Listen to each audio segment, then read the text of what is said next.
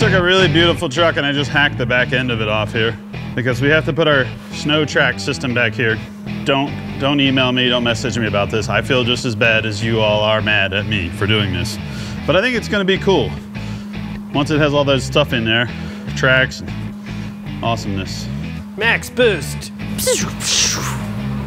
Here is the trailer axle that will be the dummy axle on the back of the truck. I chamfered the edges, I lined it up as best I could, I put some straight edges on it, I tacked it in 3 places around the middle, and then I just butt welded the thing together. Is that the best way to do it? No, it should have a sleeve either inside or outside, but I didn't have the material on hand and I wanted to get this thing together.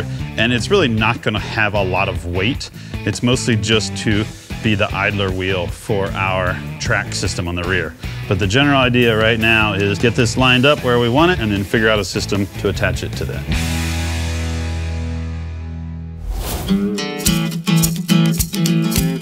Day 5, it's raining here in Spokane. We came for snow. Is it really day 5? I don't know. It's day long enough. We need to get on the road. All right. Hopefully this rain will get really cold and turn into snow, and we can take our snowmobile machine and go rescue all of Spokane. We'll be the heroes of the week. We're going to Idaho though, so you stay in Spokane. I'm going snow wheeling in Idaho. Let's get this thing on track.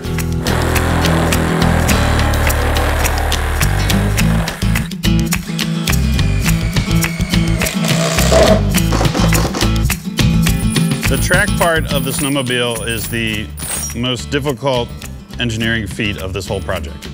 Now, you could just go buy tracks, bolt them on from one of these like snow track for truck companies, but that's probably $10,000 or $20,000 that we don't have to spend on this. Our idea is to cut 2 sets of tire chains down into 1 tire chain that wraps around both of them like this, and then have some sort of low buck track system. Now we just have to figure out if we can make it all work. We're gonna make it work. For the tag axle for the track system on this truck, I just welded a set of collars onto the axle tubes of the 14 bolt that'll pivot. And then this is basically just a radius arm system that's gonna go to that. This one's not gonna articulate different. It's gonna kind of be forced into articulation, the same as the front axle. So it'll be using the leaf springs off the front axle for suspension, sort of. So I'm gonna finish welding this up. We'll get it tacked to that axle and see if we can make the tracks fit.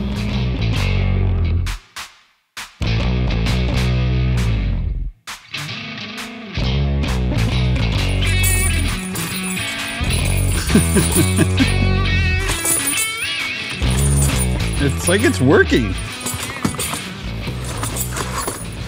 This looks pretty even all the way around. How do we do, David? We did really well. We did 99% of it really super rad. We got tires and wheels. Done. We got our arms on it. Yep. Shocks are on. Done. We upgraded steering. Yep. Supercharger, dialed that in. Done. Skis are ready to go on the front as soon as we find snow. Off-roady lights? Done, and they work. They're wired, which is rare for us. They usually don't. Did we get red paint on there? Red stripe. Red stripe. Test drive? Sure. All right, Dave. See what it does. Let's see what it does. Working over here.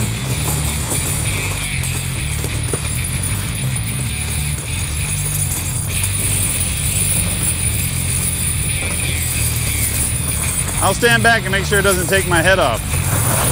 Woohoo!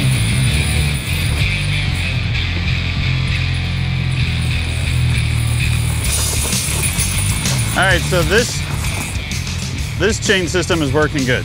When you go backwards, it starts to like walk underneath the tire and push it off. But when you go forward, it seems to be right where you want it to be. Okay. All right, I think we got this chain situation figured out. Fred's over there putting together another set of chains, and then I did a limit strap on here, which is just a section of old tire chain as well to keep this thing from swinging too far. So they go nicely with our fancy Fox shocks. So we're almost out of here. Let's go for another test drive, put it in the trailer, drive out to the snow, and next time you see this truck, it'll be doing rad stuff in the snow.